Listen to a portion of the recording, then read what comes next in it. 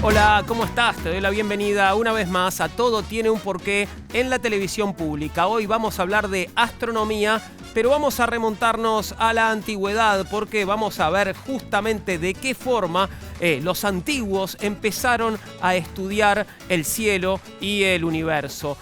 A partir de qué momento la humanidad empezó a estudiar el cielo, con qué instrumentos, de qué manera lo hacían, cuál era la teoría que tenían sobre la relación entre nuestro mundo y el resto del cosmos. ¿Qué fue la teoría geocéntrica? Vamos a contártelo hoy. ¿Quiénes fueron los primeros astrónomos? ¿Quién fue Eratóstenes, uno de los señores que tengo aquí acompañándome, además de Aristóteles y Ptolomeo? De ellos, por supuesto, vamos a hablar en la tarde de hoy. ¿Qué es una constelación? ¿Qué es un asterismo? De eso hablaremos, buscaremos las respuestas con especialistas que nos visitan y que tenemos también esperándonos para establecer contacto con ellos. Vamos a empezar a hablar de la astronomía en la antigüedad con nuestro primer invitado. Hoy nos visita Cristian Karman.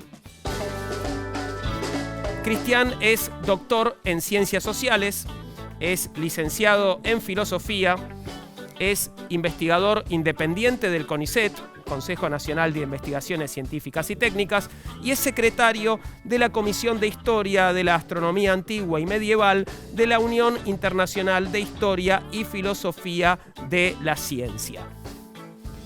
¿Cómo estás, Cristian? ¿Todo bien? Muy bien. Gracias por la invitación. Gracias a vos por venir. Contame, ¿cuáles fueron las primeras civilizaciones en estudiar el cielo, en mirarlo y empezar a hacer un estudio a partir de eso? Mirá, lo que nosotros sabemos es, por ejemplo, que los chinos registraron eclipses en el año 2000 y pico antes de Cristo, y después los babilonios fueron fundamentales en toda la astronomía que llega hasta nosotros. Ellos empezaron a hacer observaciones cerca del 1000 y pico antes de Cristo, pero tenemos hoy registros de observaciones de ellos, por ejemplo, que escribieron el Sol estuvo en tal lugar desde el 700 antes de Cristo. ¿Y se sabe, por qué lo hacían? ¿Para qué observaban el cielo? ¿Y con qué fin trataban de estudiarlo? Mira, me parece que hay como tres fines muy claros. Uno es religioso. Digamos, los astros eran divinos, eran dioses, y entonces había que honrarlos, y para eso había que saber en qué momento salía cada uno. También fines prácticos, obviamente conocer las estaciones servía para cosechar, para sembrar, etc. Había razones astrológicas también. Pero me parece que también tiene que ver con el deseo del hombre de entender la realidad, porque la astronomía antigua llegó a niveles de precisión que no eran necesarios ni para la religión ni para las cuestiones prácticas, ¿no? Por lo cual me parece que había también un deseo grande de entender el universo. Un deseo de conocimiento, de saber. Ahora, me hablabas de civilizaciones más antiguas, estamos rodeados de griegos aquí, ¿no? ¿Cómo llega esa información previa a los griegos y qué hacen los griegos con ella? Esa pregunta está buenísima porque la astronomía griega no podría haber sido lo que fue sin los babilonios. Por poner un ejemplo, Ptolomeo trabaja en la Biblioteca de Alejandría y ahí tenía registros de observaciones babilónicas. Él está en el 200 o 100 después de Cristo, desde el 700 antes de Cristo. Ellos reciben todas las observaciones babilónicas y con eso hacen una nueva astronomía. ¿Y qué diferencia establecen con respecto a lo que ya se conocía? Mira, la diferencia es fundamental. Los babilonios, que nosotros sepamos, siempre aparecen nuevas cosas, pero que nosotros sepamos, hacían como algoritmos que te permitían predecir la posición del Sol, de la Luna, pero no tenían modelos geométricos ni causales. Por ejemplo, no sabemos si los babilonios eran geocéntricos o heliocéntricos, no tenemos ni idea. Claro. Solo sabemos que sabían calcular. Los griegos agarran esos datos, meten geometría y arman modelos que pretenden ser explicativos también, o sea, de cómo es efectivamente el mundo. Modelos para entender el mundo y el universo en ese momento. ¿Y quiénes fueron los pensadores griegos más importantes para el desarrollo de la astronomía antigua? Mirá, claramente tenés Platón arranca, aunque no es astrónomo, como desafiando a todos los astrónomos a resolver estas cuestiones que veíamos en el cielo. Y ahí tenés a Eudoxo, Aristóteles también es importante, Ptolomeo, Eratóstenes, ¿no? Y bueno, Aristarco de Samos, ¿no? Hay varios astrónomos griegos en la antigüedad. Vamos a dedicarle un programa, te cuento, Cristian, porque tal vez te consultemos para eso, a los motivos por los cuales sabemos que la Tierra no es plana, ¿no? Pero en la escuela, a mí me enseñaron, y supongo que a muchos de los amigos y amigas que están mirando, que Cristóbal Colón venía con esta idea revolucionaria de que la Tierra era redonda muchos años después de este periodo al que nos estamos refiriendo. ¿Qué creían los antiguos griegos sobre la Tierra? ¿Que era plana? ¿Que era redonda? Está buenísimo. Te agradezco esa pregunta porque sirve como para denunciar la campaña sucia que hubo durante toda la historia, desde la modernidad contra la Edad Media y la Antigüedad, ¿no? El terraplanismo es una conquista de nuestra época. Los griegos ¿Qué no... conquista, Dios mío? Bueno, no hay que atribuírsela a los griegos ni a los medievales, ¿no?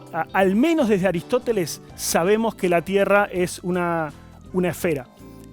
Y Aristóteles era hiper conocido en la Antigüedad y en la Edad Media, por lo cual cualquier medieval o antiguo medianamente formado sabía que la Tierra era una esfera. Lo de Colón no era un secreto, digamos. Para nada, digamos. Eso es un invento que aparece en la modernidad para hacer quedar mal a los griegos y en particular a los medievales. ¿Y cuándo surge esta idea, este concepto de una Tierra esférica?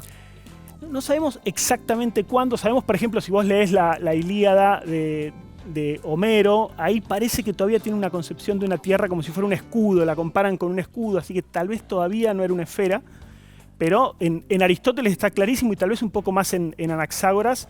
Aristóteles tiene argumentos contundentes de la esfericidad de la Tierra, ¿no? Y contame sobre Anaxágoras, que es anterior a Aristóteles.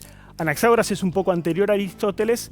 Anaxágoras probablemente haya vivido la tarde en la que la astronomía más avanzó en toda la historia. O sea, el tipo se dio cuenta, hay un texto de Platón muy lindo en el que cuenta como el último descubrimiento científico. Dice, acaban de decir que Anaxágoras piensa que la luna no tiene luz propia, sino que recibe la luz del sol.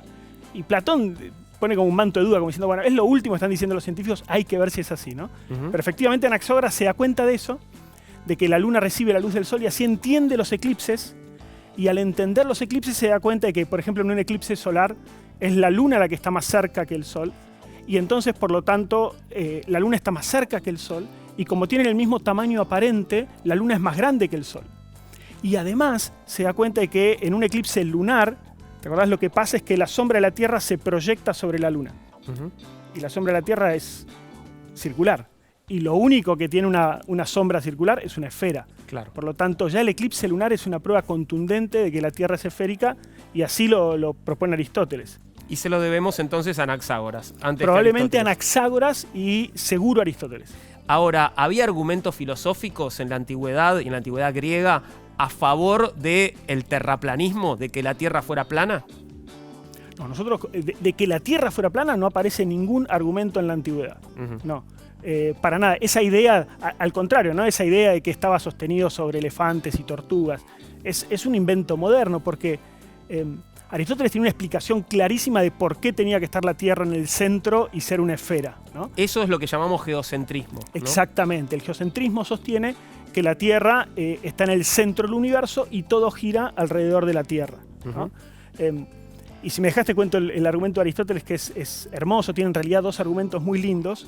Uno es que él dividía como el universo de la luna hacia abajo y de la luna para arriba. De la luna para arriba era un mundo perfecto, un mundo en el que los dioses, la luna, el sol, los planetas giraban en órbitas circulares. Y de la luna para abajo, en cambio, había corrupción, había cambio, y el movimiento era hacia el centro del universo. Y ahí había los famosos 4 elementos: tierra, aire, agua y fuego, que componían todo. Y los más pesados, la tierra y el agua, tienden al centro del universo, y los más livianos, el aire y el fuego, tienden hacia afuera.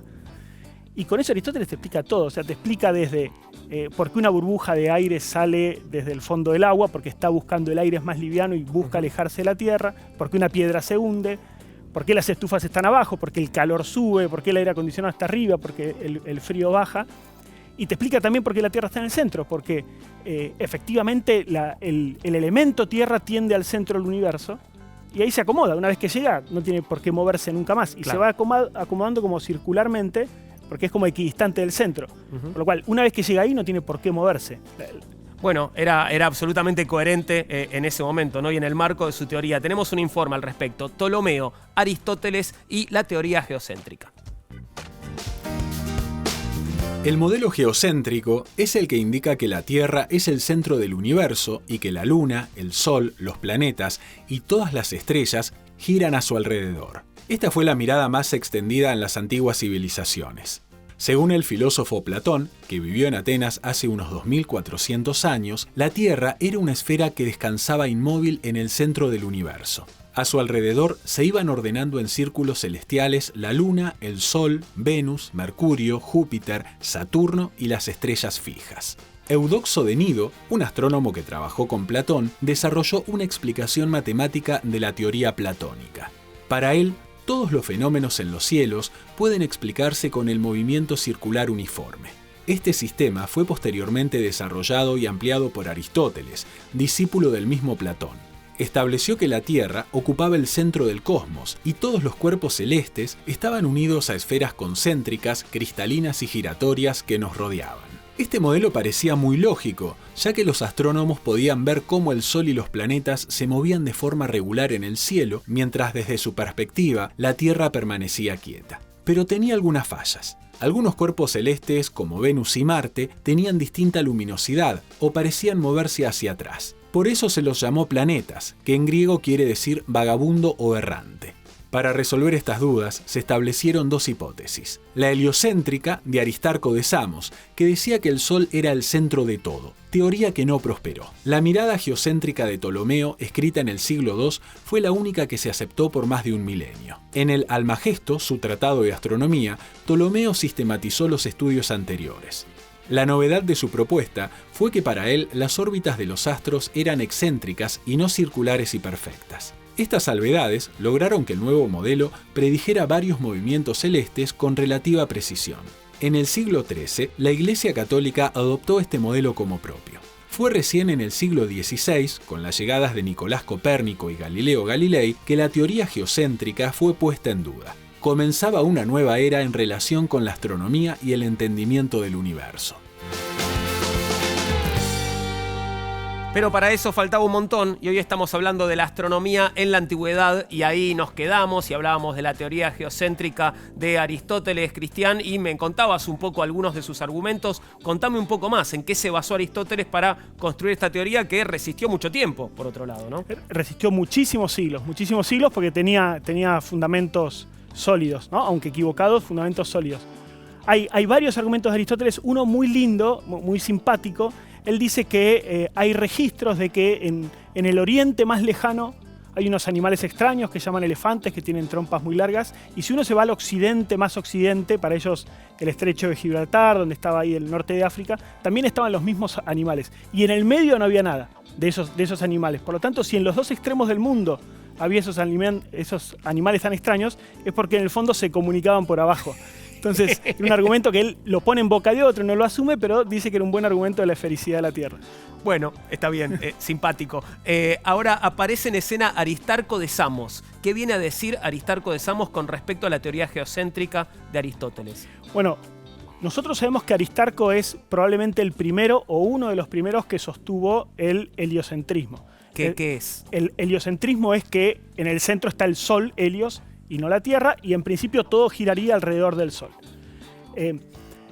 Lo que sabemos es que Aristarco sostuvo que la Tierra giraba alrededor del Sol. No sabemos bien qué pensaba él del resto de los planetas. Uno podría pensar que los planetas seguían girando alrededor de la Tierra y la Tierra giraba alrededor del Sol. Como de hecho pasa con la Luna, por ejemplo. La Luna gira alrededor de la Tierra y la Tierra alrededor del Sol. Pero es el primero que sostuvo efectivamente que el Sol estaba en el centro y la Tierra giraba alrededor. Ahora, y él estimó también los tamaños de la Luna y el Sol. Exacto. Aristarco.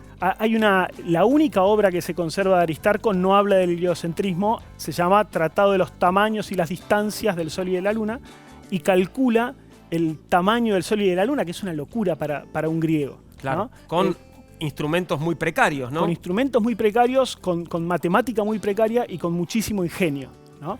Él, como te había dicho hace un rato, sabemos que tienen los mismos tamaño aparente. O sea, cuando vos lo ves en el cielo, tienen como el mismo tamaño. Por lo tanto, si el Sol está más lejos, tiene que ser más grande que la Luna, y va a ser tanto más grande que la Luna cuanto más lejos esté. Entonces, si vos calculás la proporción entre las distancias, podés calcular la proporción entre los tamaños. Y él obtiene que el Sol está 18 veces más lejos que la Luna, en realidad está mucho más lejos. Sí. Por lo tanto, el Sol era al menos 18 veces más grande que la Luna.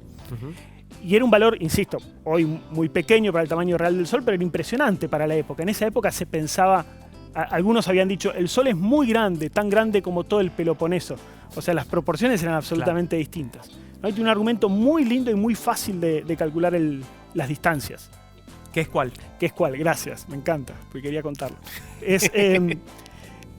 Él dice que, digamos, si vos te imaginás un triángulo en el que tenés el Sol, la Tierra y la Luna, por supuesto, si vos conocés dos ángulos, podés armar todo el triángulo, ¿no? Entonces, él dice, yo desde la Tierra puedo medir el ángulo que hay entre el Sol y la Luna sin ningún problema. Apunto donde está el Sol, apunto donde está la Luna. Pero me falta otro ángulo. Y él se da cuenta que en un cuarto creciente exacto, o sea, cuando vos ves exactamente media luna, el Sol está acá. Por lo tanto, desde la Tierra vos tenés un ángulo recto. Sí. Entonces, si vos calculás el ángulo que hay en la Tierra en un momento de cuarto creciente, ya tenés dos ángulos. Sabés que este es recto, medís este y ya resolviste el triángulo. Él hace eso, dice que está a 87 grados y eso le da que un lado es 1 y el otro 19. Ok. Ahora, la teoría de Aristarco, el heliocentrismo de Aristarco, estaba un poco más cerca, digamos, de la verdad que la de Aristóteles. Sin embargo, no fue tan popular. ¿Por qué? ¿Qué pasó para que Aristarco no pegara tanto como pegó Aristóteles en la antigüedad? Bueno, el punto es que poner en movimiento a la Tierra, o sea, suponer que la Tierra gira, no es barato, ¿no? Es carísimo, porque hay un montón de argumentos en contra de suponer el movimiento de la Tierra. Fundamentalmente, no percibimos que la Tierra se mueve. Y la Tierra se mueve muy rápido, porque los antiguos sabían, da una vuelta por día si es que se mueve, y si tiene un radio de, creo que es, no sé, 40.000 kilómetros, está yendo como a 1.600 kilómetros por hora. Nos estamos moviendo ahora, 1.600 kilómetros por hora, y no lo notamos. Y no lo notamos. Evidentemente no puede ser. Obvio que la respuesta es, bueno, pero el movimiento rectilíneo no se siente, pero no es rectilíneo, es circular. O sea, es como un secarropas, ¿no? Deberíamos salir despedidos. Y ese era el argumento que usaban los antiguos. Decían, desde la astronomía, Aristóteles o Aristarco es lo mismo, pero desde la física, claramente la Tierra no se puede mover. Estamos con Aristóteles. Estamos con Aristóteles. Ahora, Aristarco fue de todas maneras una influencia importante para Copérnico varios siglos después. Sí, esa es una historia lindísima también, porque en el De Revolutionibus, que es la obra que publica Copérnico con su heliocentrismo, había citado a Aristarco y después lo tachó. O sea, se encontraron los manuscritos donde está el tachón y en la publicación no aparece Aristarco, pero en los manuscritos sí. Por lo cual hay mucha discusión de si se quiso atribuir al mismo el heliocentrismo o no. En principio cita a otros antiguos también, así que probablemente no se lo quiso robar. De Aristarco tomó la idea de que la Tierra gira alrededor del Sol. Copérnico agrega que el resto de los planetas también. Bien. Y eso vuelve a Copérnico más atractivo que Aristarco. Claro. Bueno, tuvo tiempo también, ¿no? Tuvo muchos siglos. Tuvo muchos siglos para madurar eso. Detrás tuyo hay unos señores, uno de ellos es Eratóstenes. Tengo entendido que es un experimento muy valioso, muy interesante. Antes de que me lo cuentes, lo presentamos. ¿Te parece? Vale. ¿Quién fue Eratóstenes? ¿Quién fue Eratóstenes? Eratóstenes fue un matemático, astrónomo y geógrafo griego, una figura clave en la ciencia de la antigüedad. Escribió sobre muchos temas, en especial geografía, matemática, filosofía y astronomía. Nació en Cirene en el año 276 a.C., estudió en Alejandría y un tiempo en Atenas. Fue convocado por Ptolomeo III para que se hiciera cargo de la biblioteca de Alejandría, lo que hizo hasta el día de su muerte. Su obra se encontraba resguardada en este mítico edificio, pero tras su incendio y posterior destrucción, se perdieron casi la totalidad de sus escritos. Se le atribuye la invención de la esfera armilar, un modelo reducido del cosmos hecho desde la perspectiva terrestre. Este instrumento se utilizó en astronomía desde la antigüedad hasta el siglo XVII. También dedujo que la distancia al Sol era de 4.080.000 estadios. Los estadios eran medidas equivalentes a 185 metros. También calculó el diámetro del astro rey y la distancia a la Luna. Si bien estas dos últimas estimaciones no fueron correctas, la distancia entre el Sol y la Tierra es muy similar a la establecida en la actualidad. También el trabajo de Eratóstenes es considerado el primer intento científico en medir las dimensiones de nuestro planeta. Colocó rejillas de líneas superpuestas sobre los mapas que representaban la superficie de la Tierra. Usó paralelos y meridianos para vincular todos los lugares del mundo. Sus técnicas hicieron posible estimar la distancia desde ubicaciones remotas. Así fue como en su tratado de geografía se mostraron los nombres de más de 400 ciudades y sus ubicaciones. Además, se le debe un procedimiento conocido como la criba de Eratóstenes para obtener de un modo rápido todos los números primos menores que un número dado. La versión informática de este procedimiento se ha convertido con los años en un método estándar para caracterizar o comparar la eficacia de diferentes lenguajes de programación. Se cree que vivió entre 80 u 82 años. Los autores antiguos afirman que tras perder la vista y ya no poder leer ni contemplar la tierra y el cielo, se dejó morir de hambre. Sus detractores lo llamaban Beta, por la segunda letra del alfabeto heleno, ya que siempre estaba detrás del mejor de alguna ciencia. Sus admiradores lo llamaron Eratóstenes Pentatlos, el título que se le otorgaba al ganador de las 5 disciplinas olímpicas. Ambos sobrenombres, a favor o en contra, indican que fue uno de los eruditos de su tiempo. Sus investigaciones resultaron tan importantes que aún tienen impacto en nuestra vida diaria. ¿A qué se conoce, Cristian, como el experimento de Eratóstenes? Muy bien, Eratóstenes es entonces, que nosotros sepamos, por lo menos del que tengamos registro, el primero que calcula la circunferencia de la Tierra, qué tamaño tiene la Tierra. Habíamos visto... Aristarco calcula el tamaño y distancias del Sol y de la Luna y lo completa Eratóstenes con el de la Tierra. Y el experimento es una genialidad porque tiene algo el que tenía el de Aristarco, que es aplicar geometría muy sencilla para resolver un problema recontra complicado. Que es, no sé, imagínate si yo tengo una porción de pizza y quiero saber qué tamaño tenía la pizza completa. La pizza completa. ¿Cómo lo calculás? Y tengo que medir el ángulo, ¿no? El ángulo que me da la punta, digamos, de esta slice de pizza. Exacto. Y bueno, y tratar de a partir de eso calcular la circunferencia completa. Exacto, bueno, esa es la idea de Eratóstenes. Si es una pizza, tal vez vos podés decir son 8 porciones y ya está. Sí. Pero podría ser de cualquier porción. Entonces vos lo que tenés que medir es el borde de la pizza, cuántos kilómetros, en este caso era cuántos estadios tiene, entre dos ciudades, y medir ese angulito. El problema es que el ángulo está en el centro de la Tierra, entonces no es fácil de medir. Y ahí aparece la genialidad de Eratóstenes. Él dice, si vos clavas un palo en una ciudad y en otra, los dos están apuntando al centro de la Tierra. Ahora, ¿cómo mido ese ángulo? La idea es, si yo pudiera, supongamos estamos así, si yo pudiera llevar este ángulo hasta acá, lo mido. Pero no puedo agarrar el palo y tratar de llevarlo porque se me va a ir torciendo a medida que camino. Entonces él se dio cuenta que los rayos del Sol caen paralelos en toda la Tierra. Entonces si el rayo del Sol cae paralelo acá de tal manera que no hace sombra, cuando el rayo del Sol cae acá, me está haciendo el mismo ángulo que acá. Entonces él calcula el ángulo que le hace el rayo del Sol y es el mismo ángulo que hay abajo. A la misma hora. Exactamente, claro. A la misma hora, el mismo día, el mediodía, que es el momento en el que él eligió, tenés el ángulo. Y teniendo el ángulo, lo multiplicás y te da. Él encontró que entraban 50 porciones de pizza, eran 5.000 estadios, por lo tanto 250.000 estadios el tamaño de la Tierra. ¿Y más o menos acertó? Y más o menos acertó, eso es cierto. No sabemos exactamente cuánto medía un estadio, por lo cual no estamos tan seguros, pero acertó muy bien.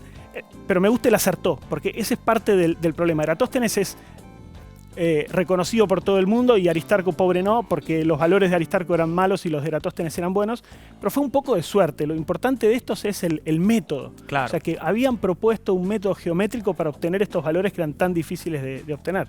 Vos sabés que además del experimento de Eratóstenes me cuentan que existe algo llamado el proyecto Eratóstenes, así que te pido que me esperes, Cristian, un minuto nada más, porque voy a establecer comunicación ahora con Hernán Greco, que nos va a contar sobre eso. Hernán es doctor en física, investigador del CONICET y profesor de la UBA, donde trabajan con este llamado proyecto Eratóstenes. Hola Hernán, ¿cómo estás? ¿Todo bien? Hola Juan, ¿cómo estás? Muchas gracias por la invitación. No, gracias a vos por atendernos. Tengo que preguntarte en qué consiste el proyecto Eratóstenes del Departamento de Física de la Facultad de Ciencias Exactas y Naturales de la Universidad de Buenos Aires. Bueno, sí, el proyecto Eratóstenes es una iniciativa didáctica que se propone año a año a escuelas de todo el mundo a medir el radio de la Tierra de la misma manera que lo hizo Eratóstenes hace más de 2000 años.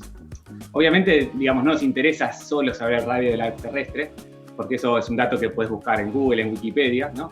Un poco como decía Cristian, lo que nos interesa es el método y es transmitir el método científico. El objetivo es que los estudiantes, junto con sus docentes, puedan trabajar para entender cómo es el movimiento de los astros y su observación a distintas latitudes, para entender cómo hacer mediciones físicas, por ejemplo, y utilizar la geometría para derivar otras cantidades. Pero sobre todo, considero que el valor más importante de este proyecto que desarrollamos en el departamento hace más de 10 años es formar parte de este proyecto colectivo de ciencia participativa que invita a estudiantes y a sus docentes a interactuar con otras escuelas lejanas, a comunicar los resultados con claridad y comunicar los métodos con claridad, porque justamente trabajando juntos se pueden obtener resultados que escuelas independientes no lo pueden hacer. De la misma forma que Eratosthenes tuvo que medir en 2 lugares, acá necesitamos 2 escuelas por lo menos para poder determinar el radio terrestre. O sea que pues, mi escuela, vos estás mirando la tele y querés anotar a tu escuela, en este momento podés hacerlo. Recién publicábamos la página web en la cual uno puede anotarse. Ahí está, latierraesredonda.df.uva.ar para participar de este proyecto, Hernán. Exactamente, es un proyecto abierto, digamos. Por ejemplo, en 2019, Juan, participaron más de 10.000 estudiantes de 245 escuelas en 22 países, mayormente en Sudamérica y en Europa, pero cada año de estos 10 que lleva el proyecto se van sumando nuevos lugares y nuevas escuelas en lugares cada vez más remotos. Están sumando este año escuelas en Rusia, en Alaska. Qué bueno. Y los grupos de estudiantes que quieran participar, como vos decís, se tienen que anotar en latierraredonda.df.uva.ar, que bueno, es loco que tengamos que estar recordando que la Tierra es redonda en 2020, pero bueno, vivimos en tiempos ciertamente peculiares, ¿no? Sin duda. Solo te pregunto una cosa más, Hernán, ¿cómo se desarrolla? Me anoto con mis compañeros, digamos, o anoto a mi escuela si tengo un curso a cargo. ¿Cómo se desarrolla y cómo termino participando del proyecto? Exactamente. Una vez que te anotás en esta página web, nuestro encargado de difusión, que es Guillermo Matei, que es doctor en física, se contacta con ellos individualmente. Y en los días vecinos al 21 de septiembre, en cada escuela miden el largo de la sombra de una varilla al mediodía, de la misma forma que lo hizo Eratosthenes. Y estos datos en cada escuela se procesan individualmente y con eso los docentes trabajan con sus estudiantes acerca del movimiento de los astros. Pero además a cada escuela se le asigna una escuela compañera e intercambian los datos para poder hacer la medición. Entonces hay mucho de comunicación entre escuelas, entre estudiantes que piensan distinto, entre cómo mediste vos, cómo medí yo. Eso aparte es muy rico. Y entonces esta discusión y medición es tal vez uno de los aspectos más interesantes desde el punto de vista del proyecto, y es un trabajo increíble que se viene desarrollando, como te decía, hace más de 10 años en nuestro departamento de física, y que es muy valorado por las escuelas porque como se realiza con regularidad, los docentes lo tienen como recurso didáctico. Felicitaciones, Hernán, por el proyecto, me parece muy interesante y bueno, un hermoso intercambio. Te mando un abrazo y seguro volveremos a estar en contacto. Gracias. Un gusto, Juan, gracias por la invitación y por la oportunidad para difundir el proyecto. Por favor, un placer. El proyecto Eratosthenes, de eso hablábamos. Una última pregunta, Cristian, brevemente, se nos acaba ya el tiempo. ¿Qué pasó luego? ¿Qué pasó en la antigüedad tardía con la astrología? Con la astronomía. La astronomía, perdón. Mirá, Ptolomeo es el cúlmine de la astronomía antigua. En el 200, 100 y pico después de Cristo, escribe una obra que se llama El Almagesto, que es prácticamente el manual de astronomía, el máximo manual con el que estudió Copérnico. Es decir, que prácticamente desde Ptolomeo hasta Copérnico no hay prácticamente ningún avance. Ahí quedó. Ahí quedó. Tenemos bien arriba, pero quedó. Sí. Tenemos un informe sobre las antípodas. También tiene que ver esto con un descubrimiento de la astronomía antigua, ¿no? Vamos a compartirlo. ¿Qué son las antípodas? Tal vez ya lo sepas, pero te lo contamos. Una antípoda es un punto de la superficie terrestre situado en un lugar diametralmente opuesto a otro punto. La palabra proviene del griego antípodes, compuesta de anti, opuesto, y pous, pie. Sus longitudes geográficas tienen una diferencia de 180 grados, por lo que el horario en cada punto difiere 12 horas aproximadamente.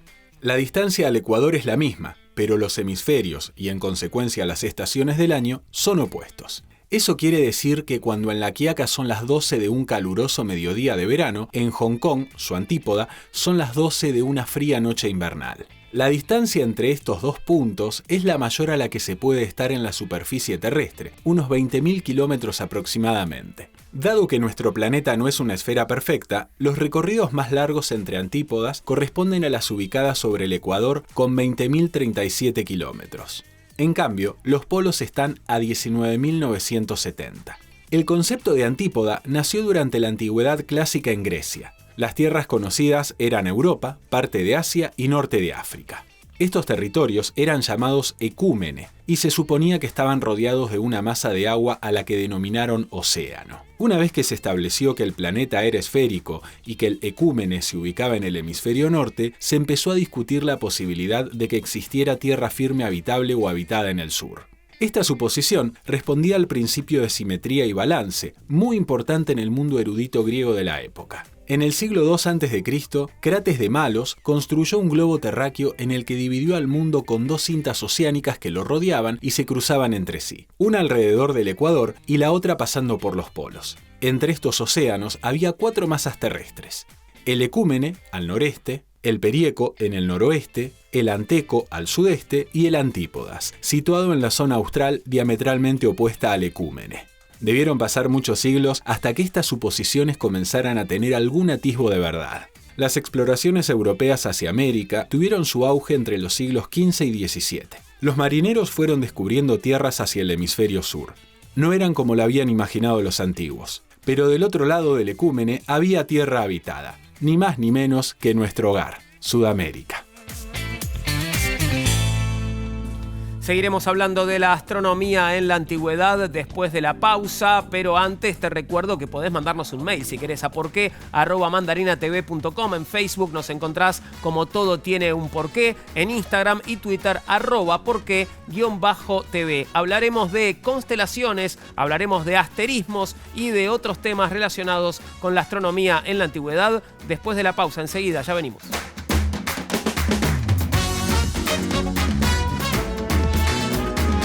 Continuamos con Todo Tiene un Porqué, tema de astronomía. Hoy estamos hablando de la astronomía en la antigüedad y vamos a conversar ahora un poco sobre las constelaciones y otros temas. Vamos a hacerlo con nuestro nuevo invitado que ya está en contacto, es Alejandro López. Alejandro es licenciado en astronomía, es doctor en antropología, es investigador del CONICET y es presidente de la Sociedad Interamericana de Astronomía en la Cultura, la SIAC, que reúne a investigadores de toda Latinoamérica. Y ya está en contacto con nosotros. Alejandro, ¿cómo estás? ¿Todo bien? ¿Qué tal? ¿Cómo estás? Muy bien por acá. Bueno, gracias por atendernos. Contanos, ¿qué es una constelación, Alejandro?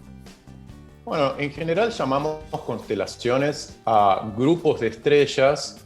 Tradicionalmente se lo piensa como grupos de estrellas unidos por líneas imaginarias, a las que se les asigna algún sentido, que despiertan interés o atención. Es una definición que está un poco tomada de las ideas de la astronomía griega antigua, pero en ese sentido es una definición un tanto reducida, porque existen otros rasgos del cielo a los que se les presta atención, que no son estas constelaciones clásicas de los griegos o que no incluyen solamente estrellas unidas por líneas imaginarias. Hay casos de rasgos que son, por ejemplo, zonas oscuras sobre el fondo brillante de la Vía Láctea o manchas de brillo difuso como las nubes de Magallanes o la propia Vía Láctea. Entonces, en general solemos usar el término asterismo para referirnos más globalmente a rasgos del cielo que han llamado la atención de los seres humanos y a los que les hemos otorgado algún tipo de sentido. O sea que asterismo sería una categoría un poco más general que las constelaciones. ¿Incluye las constelaciones? En su uso actual, sí. En su uso actual es una categoría más amplia con la que tratamos de dar cuenta de aquellos rasgos del cielo que en distintas sociedades, a distintas culturas, les llamaron la atención y les otorgaron algún significado. ¿Todas las sociedades han tenido o han señalado constelaciones o asterismos, Alejandro? Es muy frecuente, o sea, es muy difícil afirmar que todas, pero es muy frecuente encontrarse con que efectivamente la mayor parte de las sociedades y culturas en las que hemos trabajado, que estudiamos, tienen rasgos del cielo a los que otorgan sentido, con criterios distintos, con tipos de representación diferentes, con significados diferentes, pero sí, el cielo interesa mucho en general a todas las sociedades humanas. ¿A qué llamamos astronomía cultural? Justamente la astronomía cultural es un área científica interdisciplinaria que intenta entender las formas en que las sociedades humanas se han relacionado con el cielo y las ideas que han tenido sobre el cielo y que tienen sobre el cielo como parte justamente de esas culturas, de esas sociedades, como un tipo de conocimiento que, como cualquier otro, tiene relación con cuestiones sociales, políticas, económicas, culturales, no como algo, una producción de conocimiento aislada. Uh-huh. ¿Y se sabe cuáles fueron las primeras constelaciones o asterismos señalados por alguna cultura?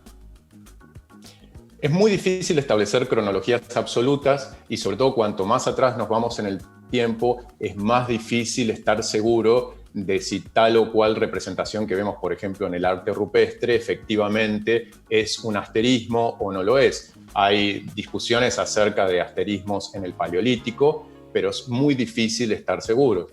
Pero sí sabemos al menos que hay muchos grupos de rasgos del cielo reconocidos desde muy antiguo. En el caso de la región europea o mediterránea, grupos como por ejemplo Tauro o la zona de Escorpio son reconocidos desde muy atrás en la historia, lo mismo que grupos como las Pléyades, los 7 cabritos, como lo solemos conocer nosotros, son también agrupaciones de estrellas muy conspicuas, muy caracterizadas en muchos grupos sociales a lo largo de todo el mundo.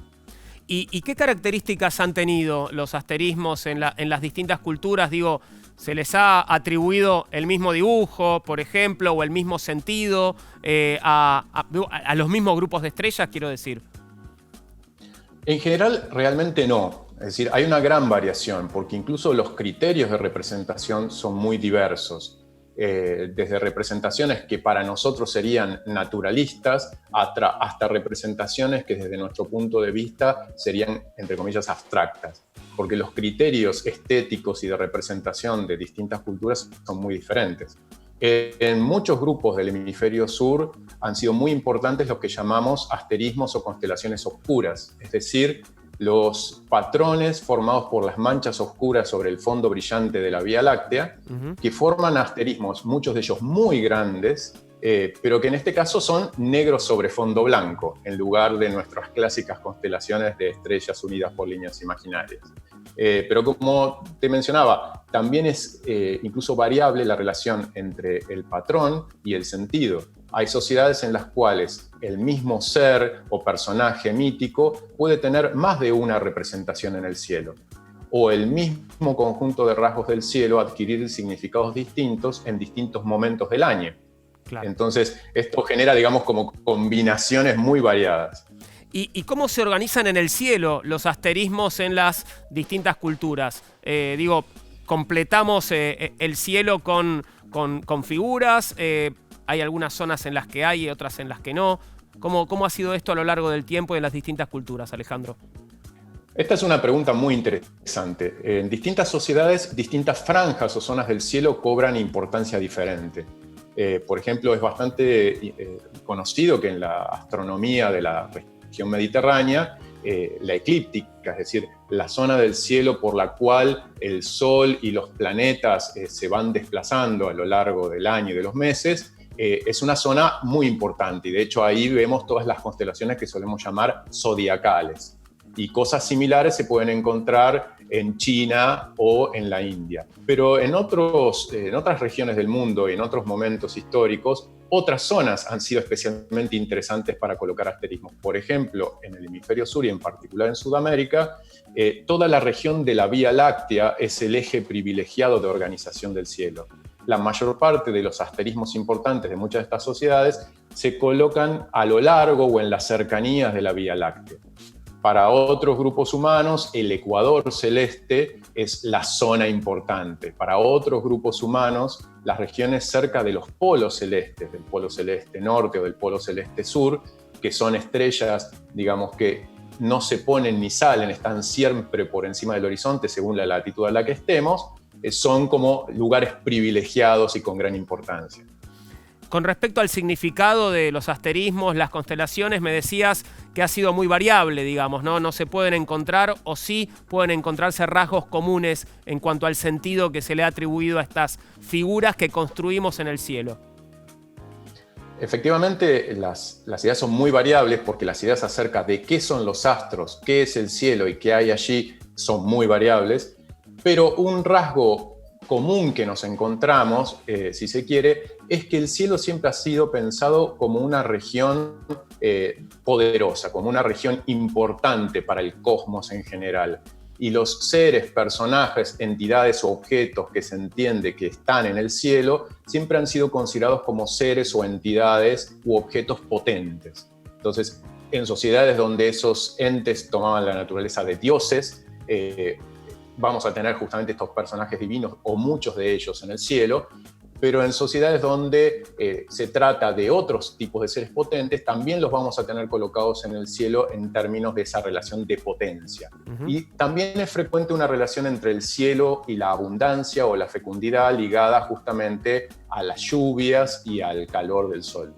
Ahora, tenemos que hacer un ejercicio de imaginación importante, Alejandro, para ver esas figuras que le dan nombre a las constelaciones que conocemos desde la antigüedad, ¿no? Quiero decir, se parecen a las figuras, tal vez se parecían más a los ojos de los antiguos que a los nuestros, ¿no? Justamente mucho de lo que pasa es que buena parte de los sistemas de constelaciones que solemos conocer, o por ejemplo en nuestro caso, en nuestra propia cultura, las constelaciones a las que estamos acostumbrados, son como el remanente petrificado de constelaciones que estuvieron vivas en un pasado distante y en una sociedad que ya no es la nuestra. Uh-huh. Muchas veces ocurre que cuando las vemos en su contexto vital, cuando realmente están funcionando y vivas, tienen un sentido porque responden a cánones y patrones de representación que tienen significado para esa sociedad en ese momento. Pero luego, cuando se transforman en piezas de museo, se pierde ese código.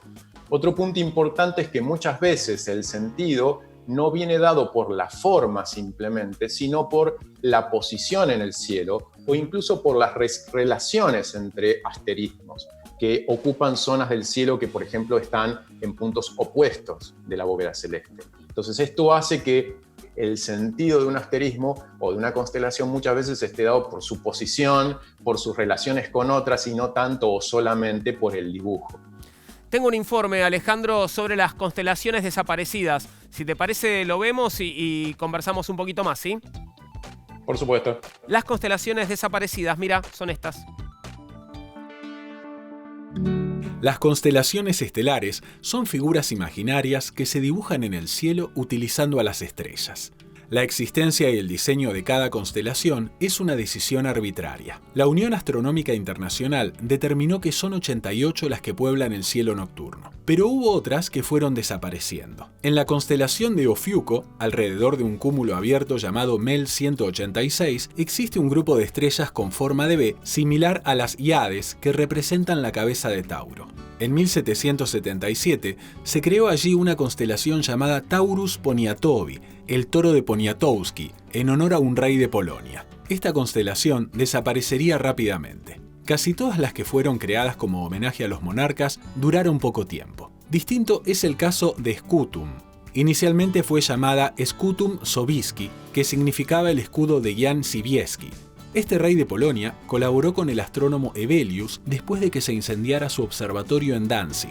Scutum aún se encuentra en el mapa de constelaciones, pero se le sacó el nombre del monarca quedando solo la alusión heráldica. Hevelius también propuso otras 3 constelaciones que no prosperaron y fueron eliminadas. Cerberus, el perro de 3 cabezas que custodiaba la entrada al infierno y que se ubicaba al lado de Hércules. Mons Maenalus, el monte Mainalo, que estaba a los pies del Boyero, y el Triángulo Menor, al lado del Triángulo del Norte. Otros casos que no duraron en el tiempo ni el cielo son el centro de Brandenburgo, que ocupaba algunas estrellas del actual Erídano, el arpa de George y hasta el mismísimo Jesucristo, que apareció en 1643 entre las constelaciones Leo e Hidra. Por su parte, el buscacometas francés Charles Messier, famoso por crear el primer catálogo de objetos de cielo profundo, también fue homenajeado efímeramente con su constelación Custos Messium, obra del astrónomo Joseph Laland. El astrónomo aficionado escocés Alexander Jamieson creó también su propio atlas celeste en 1822 y allí incluyó a Norma Nilotica,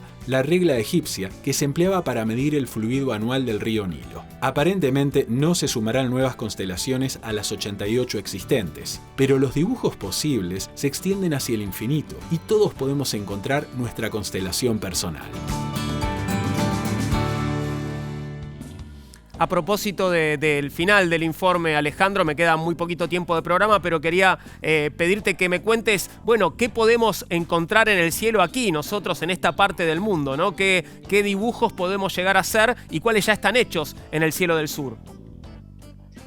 Si tenemos un cielo oscuro, sería muy interesante ver un asterismo oscuro muy conocido en el hemisferio sur, el Mañic o Ñandú celestial, que abarca desde la zona justo debajo de la Cruz del Sur hasta la región de Escorpio. Es un asterismo oscuro enorme que abarca medio cielo y que para muchas sociedades sudamericanas incluso lleva adelante una historia animada que tiene que ver con su salida desde debajo del horizonte, su subida a la parte alta del cielo y volver a caer. Y eso va contando un relato mítico muy interesante. Así que se los recomiendo. Si pueden y tienen un cielo oscuro, aprovechen. Alejandro, muchas gracias por este rato. Fue muy interesante escucharte como siempre. Estaremos en contacto. Un gusto. Hasta luego. Muchas gracias. Gracias, Alejandro. Vamos a hacer ahora una pequeña pausa. Estamos hablando de la astronomía en la antigüedad. Enseguida volvemos con Todo tiene un porqué.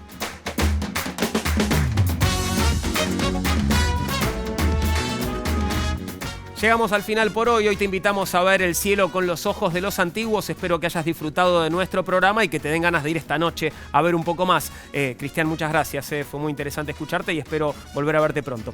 Un placer. A vos te invito a que te encuentres con nosotros de vuelta con más preguntas y nuevas respuestas, pero sobre otros temas, porque todo, pero todo tiene un porqué. A continuación te dejamos con Altavoz. Ahí tenés a Juan y Andino y a Cata Delía y todo el equipo de Altavoz en la televisión pública. Nosotros nos vamos. Chau, muchas gracias.